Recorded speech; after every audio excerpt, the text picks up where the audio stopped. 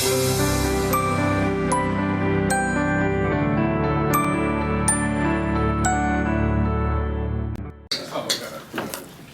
session we're going to talk about, No. okay, we're going to talk about finances, but there's a couple of other issues that I want to talk about before we get there. We have an hour. We're going to end on time so we sync with the normal schedule. Now we have a couple. They're both in the financial world. They're both accountants. So I will submit to their wisdom as it relates to money management. There's some ideas that we have, and we're pretty much in sync and in line with how they do things financially and how they talk to couples about that. So before we get to them, I'm going to cover some other areas because there's so much to cover in so little time, so I'm going to just stay in my lane. Is that all right? Okay. So we talked about the importance of understanding that the lowest common denominator in every relationship you enter into is you. So if you want the best relationship that you can have, you have to be the best person that you can be. Now, we talked about patterns. We talked about sexual patterns. We talked about marital patterns. But now I want to talk about life patterns. Life patterns as it pertains to you as an individual.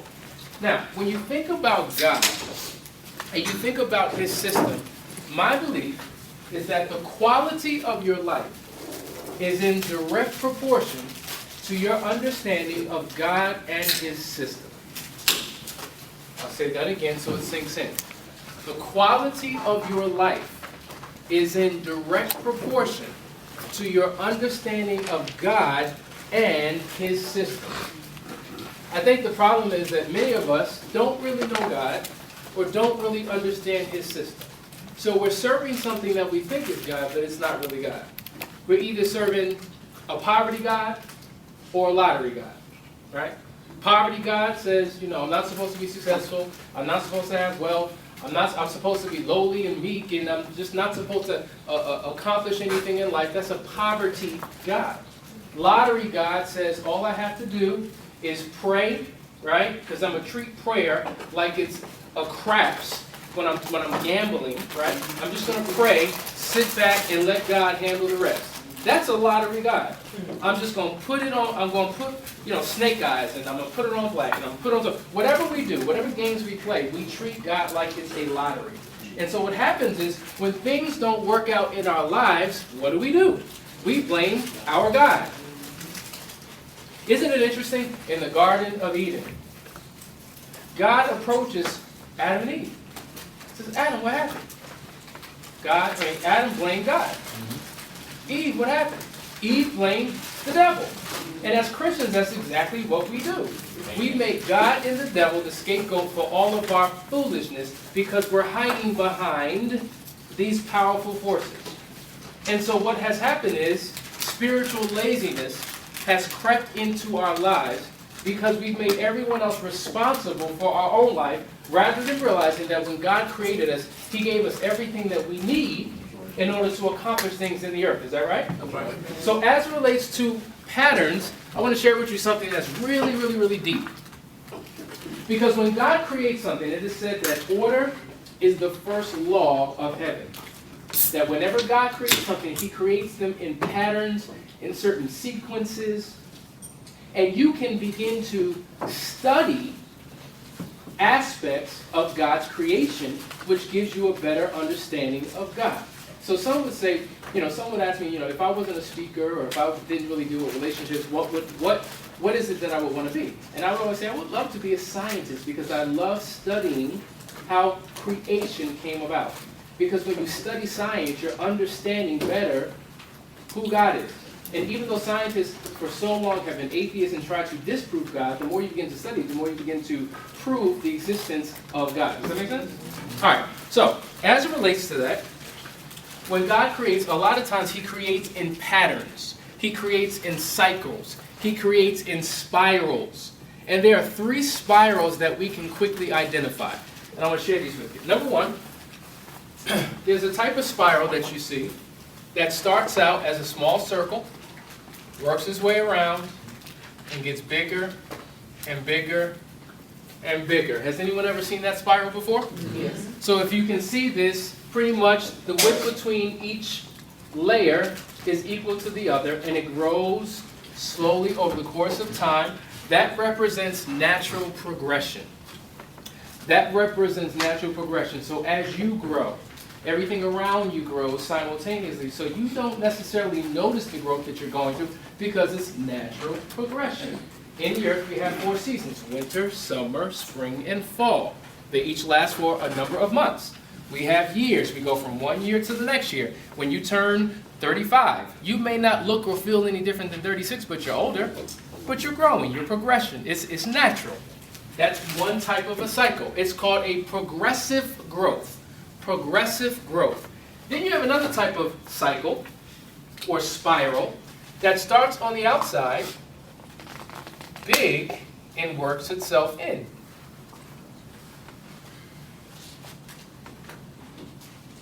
Have you ever seen that? Talk to me somebody. Yes. That is called an inverted spiral. That represents regression. That represents slow death. That represents things going backwards. That represents ultimately things going out of control. Have you ever heard the term, "my life is just spinning out of control"? Yes. Have we experienced that in our lives? Yes. So from a marital perspective, we'd rather have progression than regression, right? Yeah. But there's a third spiral. And this is the spiral that many of us want to begin to operate in because it will allow us to experience significant change and transformation in our marriages. Now, there's something called the Fibonacci sequence. Okay? Anybody ever heard of that?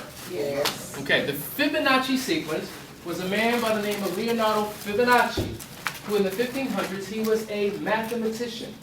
He was a scientist, and he studied numbers and mathematical equations. And there's this term called sacred geometry that some of you may have heard of. And he would study the patterns in the universe and things of that nature. And so as it relates to growth and progression, he's identified this pattern or cluster of numbers or sequences that appears in all of life's existence. So this Fibonacci sequence can be found in, let's say, a sunflower. It can be found in a snail.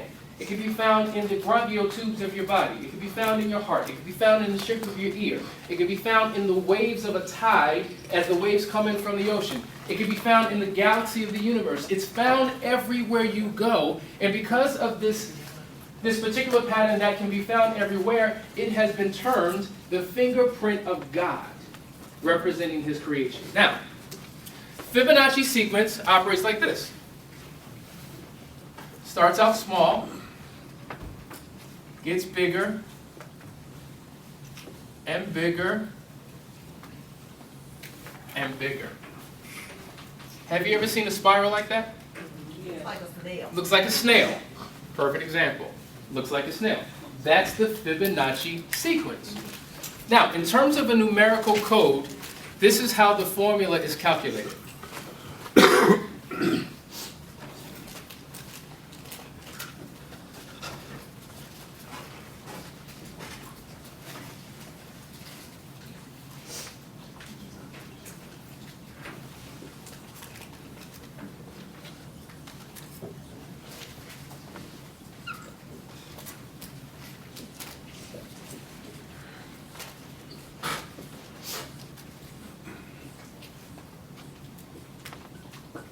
Do you see that?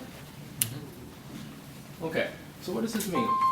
This particular spiral represents what we call exponential growth, where you take leaps forward.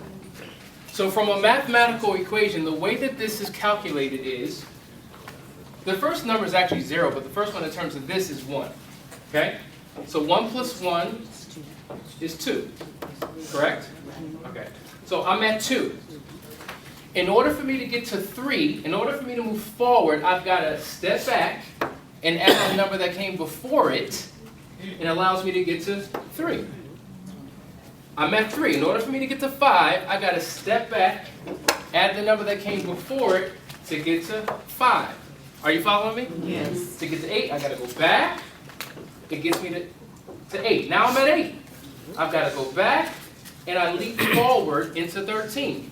To get to the next digit, I've gotta go back, I leap forward, and so with every leap, it's a larger leap. But it requires that I go back to leap forward. Have you ever heard the expression, sometimes you gotta take 2 steps back to take 3 steps forward? Well, what does that mean? As relates to your marriage, stepping back means stepping back and reflecting, going back into reflection, and properly evaluating what has taken place in your marriage, right?